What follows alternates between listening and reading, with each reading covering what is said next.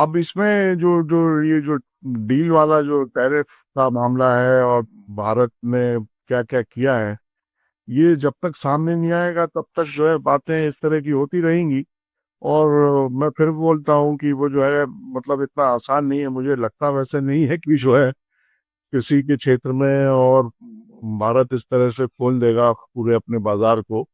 क्योंकि हमारे किसान की और अमेरिका के किसान की या एग्रीकल्चर सेक्टर की स्थिति में जमीन आसमान का फर्क है। और वो सबसे बड़ा तो सब्सिडी का ही मसला है, मतलब वहाँ जो सब्सिडी दी जा रही है वो यहाँ क्या है, यहाँ किसानों को उसकी उनकी उपज का कितना दाम मिल रहा है, वो सारी चीजें हैं। हमारा किसान क्या उनसे मतलब प्रतिद्वंदिता कंपटीशन कर सकता है, उसका मुकाबला कर सकता है, क्योंकि वहाँ बड़े बड़े मल्टीनेशनल कंपनियां सब इन्वॉल्व हैं।